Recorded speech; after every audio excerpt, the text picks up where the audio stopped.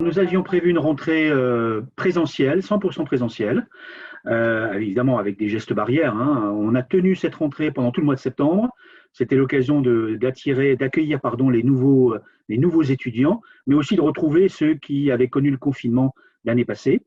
Et puis on est passé à la jauge des 50% en octobre et aujourd'hui totalement à distance avec quelques exceptions. Hein, les cours en informatique, les cours d'informatique par exemple, qui se font en présentiel. Pour les TP, on en a très peu. On a évidemment des salles qui nécessitent un équipement, des logiciels, notamment la suite Adobe. Donc ces étudiants sont revenus et continueront de revenir. Et puis pour ce qui est des examens, on a fait un choix très clair.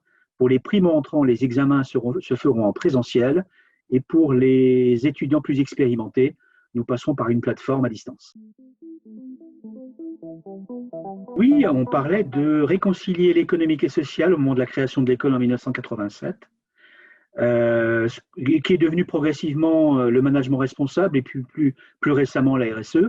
Donc ça fait effectivement plus de 30 ans que nous sommes une école qui préparons au management responsable, et la recherche que nous menons en matière de RSE date du tournant des années 2000. Donc c'est effectivement une recherche ancienne, vraiment ancrée dans l'école, et qui fait de nous, je crois, une école pionnière. On a évidemment tout un travail qui a été fait avec les parties prenantes sur les valeurs de l'école, sur la mission. On a régulièrement actualisé ces valeurs et ces missions. Mais concrètement, cette RSE se traduit par exemple par ce qu'on appelle des masterclass chez nous, c'est-à-dire les enseignants qui travaillent dans ces thématiques-là diffusent dans leurs enseignements les dernières avancées de leur recherche. Donc parmi les masterclass, des cours d'éthique, des cours de stratégie de développement durable, des cours de normes et certifications. Voilà comment la recherche se décline dans la pédagogie de l'ESDES. Et puis, plus récemment, on a également hybridé nos formations. On s'est inspiré de l'appartenance de l'ESDES à l'Université catholique de Lyon pour nouer des liens avec la faculté de philosophie, par exemple, et on a lancé un master conjoint, philosophie et management, qui nous permet effectivement de faire vivre cette recherche en matière de RSE avec un éclairage de philosophe et un éclairage de chercheur en management.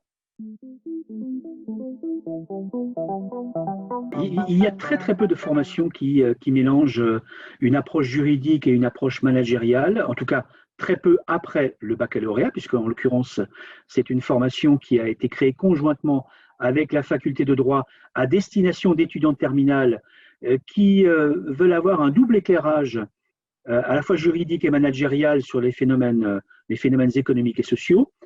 On a inscrit ce bachelor droit et management dans une approche très internationale, puisque les cursus des 2 premières années sont déclinés en français et en anglais, et la 3e année se passe totalement chez un partenaire qui est l'université de Maynooth en Irlande. Ça aurait été très compliqué si nous n'avions pas eu le soutien de la prime d'État, qui nous a permis malgré tout de faire une rentrée en très forte progression, puisque nous avons quasiment 40% d'apprentis en plus que l'année précédente. On flirte avec les 500 apprentis. Donc les entreprises ont joué le jeu, les étudiants ont été demandeurs, et l'ESDES a fait le maximum pour permettre aux étudiants et aux entreprises de se rencontrer. Donc la rentrée a été très satisfaisante sur le plan de l'alternance.